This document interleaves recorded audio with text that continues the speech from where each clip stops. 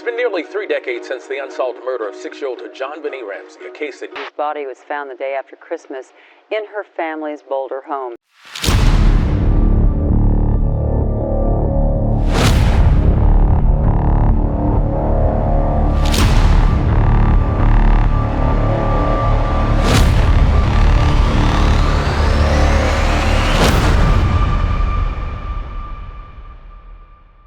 دنیا میں اتنی ساری انسالوڈ مسٹریز ہیں جو اب تک جواب ڈھونڈ رہی ہیں۔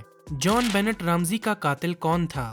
ایمیلیا ایئرہارٹ کے ساتھ کیا ہوا؟ کیا ہمیں کبھی ڈی بی کوپر کی اصلی پہچان پتہ چلے گی؟ ایسی کئی مسٹریز ہیں جو ہمیں رات کو جاگنے پر مجبور کرتی ہیں، لیکن صرف حال ہی کے انسالوڈ کیسز ہی نہیں، اینشینٹ مسٹریز بھی ہمیں حیران کر دیتی ہیں۔ وہ ہمیں یہ سوچنے پر مجبور کرتی ہیں کہ اس زمانے میں زندگی کیسی تھی۔ اس لسٹ میں ہم ایسی ہی اینشینٹ انسالوڈ مسٹریز پر بات کریں گے جو آرکیولوجسٹس اور ہسٹورینز کو 100 سالوں اور کبھی کبھی ہزاروں سالوں تک کنفیوز اور فرسٹریٹ کرتی رہی ہیں۔ تو تیار ہو جائیے ہمارے ساتھ اس جرنی کے لیے۔ چلیے پرانے زمانے کی عجیب اور حیرت انگیز دنیا کے بارے میں مزے لیتے ہیں۔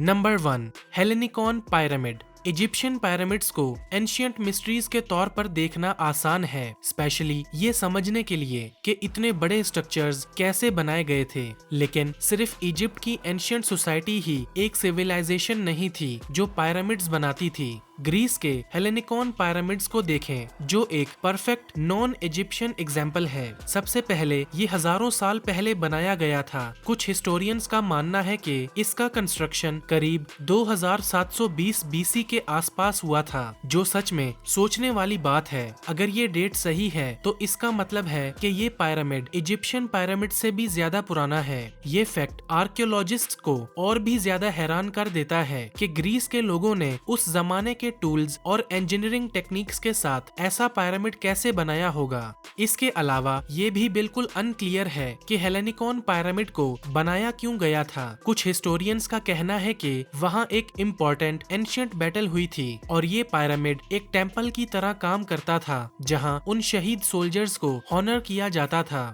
یہ ایک ریزنیبل تھیوری ہو سکتی ہے، لیکن افسوس یہ صرف ایک تھیوری ہی ہے۔ پیرامڈ کے اندر اب تک کچھ بھی ایسا نہیں ملا جو پروو کرے کہ یہ ایک ٹامب یا میموریل سائٹ تھی۔ سب سے عجیب بات یہ ہے کہ گریس کے کسی اور حصے میں ایسے پیرامڈز نہیں ملتے، یا شاید وقت کے ساتھ ختم ہو گئے ہیں۔ تو سوال یہ اٹھتا ہے، یہ وہاں کیوں بنایا گیا؟ اس کا استعمال کیا تھا؟ یہ بنایا کیسے گیا؟ اور کیوں یہ صرف ایک ہی ریجن میں پایا گیا؟ فی الحال تو یہ لگتا ہے کہ اس کا جواب ہمیں کبھی نہیں ملے گا۔ نمبر 2، دا رونگو رونگو رائٹنگز۔ سب کو پتا ہے ایسٹر آئلینڈ کے بڑے بڑے سٹون فیس اسٹیچوز کے بارے میں جو ساؤتھ پیسیفک اوشن کے ایک ریموٹ آئلینڈ پر بیٹھے ہیں۔ یہ اب تک ایک مسٹری ہے کہ یہ وہاں کیوں ہے اور کیسے بنائے گئے تھے۔ لیکن ایسٹر آئلینڈ میں ایک اور عجیب اور کم جانا ہوا قدیم راز بھی ہے، رونگو رونگو رائٹنگز۔ یہ رائٹنگز پتھر پر لکھے گئے پیچیدہ نشان گلفس کا مجموعہ ہے جو شاید دنیا کی قدیم ترین تحریروں کی مثال ہیں۔ اور جب آپ سوچتے ہیں کہ ایسٹر آئلینڈ دنیا کے باقی حصوں سے کتنا الگ تھا تو یہ بات سمجھ میں آتی ہے کہ شاید وہاں کے رہنے والوں نے خود سے ہی لکھنے کا یہ نظام تیار کر لیا، وہ بھی پوری طرح سے آئسولیٹڈ رہتے ہوئے۔ رونگو رونگو رائٹنگز کو ویسٹرن دنیا نے پہلی بار 1864 میں یوجین کے تھرو ڈسکور کیا تھا، لیکن یہ گلفس یوجین کی ڈسکوری سے کم از کم 700 سے 800 سال پرانی ہے اور شاید اس سے بھی زیادہ پرانی ہو سکتی ہیں۔ یہ گلفس کیسے وہاں بنی، کون سے لوگوں نے یہ ڈیولپ کی اور کیسے یہ اسٹینڈرڈائزڈ ہوئی، یہ سب اب تک ایک مسٹری ہے۔ آج کے ماڈرن ایکسپرٹس کے پاس بھی اس کے جواب نہیں ہیں، اور جو یوجین کو سمجھ نہیں آیا تھا وہ آج بھی ہمارے لیے ایک پہیلی ہے۔ سب سے عجیب بات یہ ہے کہ آرکیولوجسٹس اور سائنٹسٹس اب تک رونگو رونگو گلفس کو ڈیکوڈ نہیں کر پائے ہیں، کیونکہ ایسٹر آئلینڈ بہت زیادہ الگ تھا، اس لیے یہ لینگویج کسی اور کلچر یا سویلائزیشن سے ریلیٹ نہیں کرتی۔ ایسا لگتا ہے کہ یہ ایک گمشدہ زبان کا حصہ ہے جو شاید کبھی دوبارہ زندہ نہیں ہو سکے گی۔ لیکن اگر آپ کو کوڈز اور پہیلیاں حل کرنے کا شوق ہے تو آپ اپنی کوشش ضرور کر سکتے ہیں۔ Number 3، Nazca lines. ہم سب نے کراپ سرکلز کے بارے میں سنا ہے، وہ بڑے بڑے ڈیزائن والے پیٹرنز جو اکثر کھیتوں میں اچانک سے بن جاتے ہیں، لیکن کراپ سرکلز کافی حد تک بے نقاب ہو چکے ہیں اور یہ پرانے راز بھی نہیں ہے، اب پرانے راز کا ایک ورژن اس سے زیادہ کریپی اور عجیب ہے۔ دی نازکا لائنز، یہ ایک سیریز ہے بہت لمبی لائنز کی جو ساؤدرن پیرو کے سوکھے ڈیزرٹس اور پلینز میں پھیلے ہوئے ہیں۔ کوئی نہیں جانتا کہ یہ وہاں کیوں ہے، کیسے آئے یا ان کا کیا مقصد تھا، سوائے اس اندازے کے کہ شاید ان کا کسی تاریخ سے گزری ہوئی نازکا کلچر کے لیے ریلیجیس اہمیت تھی۔ اور یہ لائنز بہت پرانی ہیں۔ ہسٹورینز کا کہنا ہے کہ نازکا لائنز کو شاید 500 BC سے 500 AD کے درمیان میں بنایا گیا تھا۔ کل ملا کر 100 سے زیادہ یہ بڑے گلفس ہیں جو صرف ہوا سے آسانی سے دیکھے جا سکتے ہیں۔ یہ حیرت انگیز بات ہے کہ یہ لوگ جو زمین پر تھے اور جن کے پاس پلینز یا ٹیکنالوجی نہیں تھی، ایسے پرفیکٹ ڈیزائنز کیسے بنائے۔ اگر تفصیل میں دیکھا جائے تو یہ لائنز مختلف قسم کی شیپس بناتی ہیں، انسان، پرندے، بندر، مچھلی اور ایک جیگوار بھی۔ لیکن کیوں؟ ان کا مقصد کیا تھا؟ کچھ آرکیولوجسٹ کا ماننا ہے کہ شاید انہیں سمندر سے آنے والے سیلرز کو لینڈ کرنے کے لیے ڈائریکشن دکھانے کے لیے بنایا گیا ہوگا۔ دوسرے لوگ سوچتے ہیں کہ اس کا ایک ریلیجیس اینگل ہو سکتا ہے، اور کچھ کا ماننا ہے کہ یہ ایک پرانے وارننگ سسٹم کا حصہ تھے جو کسی ڈینجر یا موت کے بارے میں بتاتا ہو۔ جو بھی ہو، یہ سب کافی کریپی لگتا ہے۔ نمبر 4، دا یوناگونی انڈر واٹر سٹی۔ ہم سب نے اٹلانٹس کے بارے میں سنا ہے، لیکن کیا آپ جانتے ہیں کہ اس کا ایک جیپنیز ورژن بھی موجود ہے؟ ایسٹ ایشیا کے یوناگونی جیما ایریا کے کوسٹ لائن کے پاس پانی کے نیچے ایک شہر ہے جسے یوناگونی کہتے ہیں۔ یہ جگہ ایک بڑا شہر تھا، کم از کم اس وقت جب یہ استعمال میں تھا۔ آرکیولوجسٹ کے مطابق یہ قدیم شہر تقریباً 5000 سال پرانا ہے۔ اس شہر کے بارے میں ہم ابھی بھی بہت کچھ نہیں جانتے۔ یہ اس لیے کیونکہ 1995 میں ایک ڈائیونگ ٹیم نے اسے سب سے پہلی بار ڈھونڈا تھا، تو صرف 30 سال کے ریسرچ کے ساتھ آج کے ماڈرن دنیا میں اس شہر کے بارے میں بہت کم معلومات ہے۔ شروع میں ایکسپرٹس نے سوچا تھا کہ یہ اصل میں ایک شہر نہیں بلکہ کچھ عجیب و غریب نیچرل راک فارمیشنز ہیں، لیکن یہ ساری راک فارمیشنز ایک دم پرفیکٹ رائٹ اینگلز پر انٹرسیکٹ کرتی ہیں۔ یہ لائنز اتنی پرفیکٹ ہیں کہ نیچرل نہیں لگتی۔ اور جب ڈائیورز نے اس انڈر واٹر شہر کو اور گہرا ایکسپلور کیا تو انہوں نے وہاں بڑے بڑے پتھروں کے دروازے، بلند ٹاورز، ترشائی ہوئی سیڑھیاں اور نہایت خوبصورت پتھریلی گلیاں بھی دریافت کی۔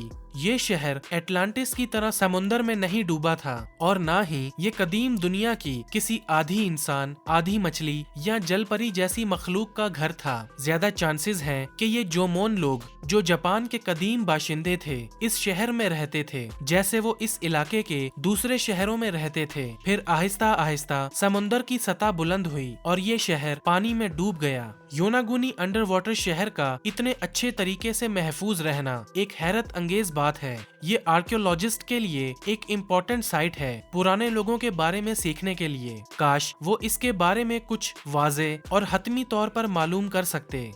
نمبر 5، باگ باڈیز۔ ناردرن یورپ کے پیٹ باگز میں ہزاروں سال پرانی ویل پرزروڈ انسانی ریمینز ملے ہیں۔ ان ریمینز کو باگ باڈیز کہا جاتا ہے۔ یہ پہلی بار 18th سینچری میں ڈسکور ہوئی تھی، مگر یہ ریمینز اس سے بھی کافی پرانے ہیں۔ ڈینمارک اور آس پاس کے علاقوں میں جو باڈیز ملی ہیں ان کا فورینسک انالیسس ماڈرن ٹیکنالوجی کے ذریعے کیا گیا ہے۔ جو ریزلٹس آئے ہیں ان سے پتا چلتا ہے کہ یہ لوگ شاید 8000 BC تک کے زمانے کے ہیں۔ ناردرن یورپ کی باگ باڈیز میں سب سے مشہور باڈی ٹولنڈ مین ہے۔ ٹولنڈ مین 1950 میں ڈینمارک کے ایک چھوٹے سے گاؤں کے 2 کسانوں نے ڈسکور کیا تھا۔ جب آرکیولوجسٹ وہاں پہنچے تو انہوں نے دیکھا کہ ٹولنڈ مین باقی پرانی باڈیز کے مقابلے میں کافی اچھی کنڈیشن میں تھا۔ آرکیولوجسٹ نے ٹولنڈ مین کا ٹائم پیریڈ پری رومن آئرن ایج کے 3rd سینچری BC کا بتایا۔ یہ اتنا ویل پرزرو تھا کہ اس کے اسٹمک کے کانٹینٹس نے بتایا کہ وہ کیسے اور کب زندہ تھا۔ سوچو، اتنے پرانے کھانے کے سیمپلز۔ مگر باگ باڈیز کی سب سے بڑی مسٹری یہ ہے کہ کوئی نہیں سمجھ پایا کہ یہ باڈیز باگ میں پہلے پلیس کیسے ہوئی۔ ان ریمینز میں لوگ الگ الگ ایج، جینڈر اور سوشل سٹینڈنگ کے ہیں، جو ان کے کپڑوں اور ہیلتھ ہسٹری سے پتا چلتا ہے۔ لیکن ایک چیز کامن ہے، ان سب باڈیز کو مار کر باگز میں ڈالا گیا تھا۔ سوال یہ ہے، کیا یہ سیکریفائسز تھے جو کسی دیوتا کے نام پر دیے گئے، یا یہ کرمنلز یا سوسائٹی کے آؤٹ کاسٹ تھے جنہیں سزا دی گئی؟ کوئی نہیں جانتا۔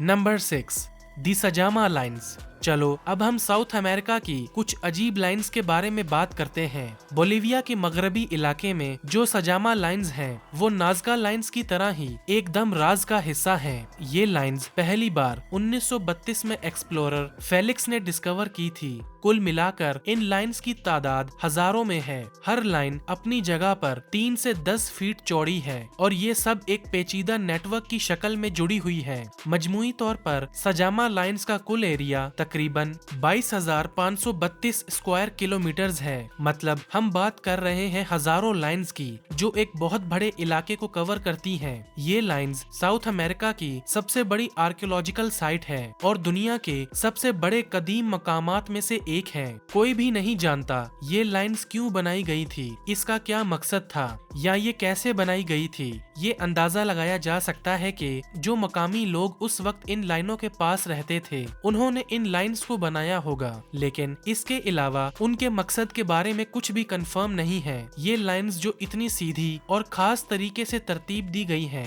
और जो आज भी अपनी जगह पर हैं, उन्होंने बस इस राज को और भी बढ़ा दिया है। Number 7, the devils Bible. Technically Codex Gigas के नाम से जाना जाने वाला, जिसे डेविल्स बाइबल भी कहा जाता है, एक बहुत बड़ी किताब है जो कदीम जमाने से है। ये किताब 13वीं सदी में लिखी गई थी और कहा जाता है कि इसे एक मॉन्क ने लिखा, जो इसे मुकम्मल करने के लिए शैतान के साथ एक डील करता है। कहानी के मुताबिक इस मॉन्क ने अपनी जिंदगी के किसी हिस्से में अपने मजहबी वादे तोड़ दिए थे। आखिरकार उसे सजाए मौत दी गई थी, लेकिन कहा जाता है कि उसने लोकल मोनेस्ट्री के साथ एक डील की थी कि अगर वो उसे जिंदा रखते हैं तो वो एक ऐसी किताब लिखेगा जिसमें तमाम इंसानी इल्म हो, और वो भी सिर्फ एक दिन में। मोनेस्ट्री के दूसरे मॉन्क्स को ये ख्याल अच्छा लगा, इसलिए उन्होंने इस डील को कबूल कर लिया। फिर ये मॉन्क कहा जाता है कि उसने दूसरी डील शैतान के साथ की ताकि वो असल में किताब लिख सके। लगता है ये मॉन्क वाकई एक स्मार्ट आदमी था।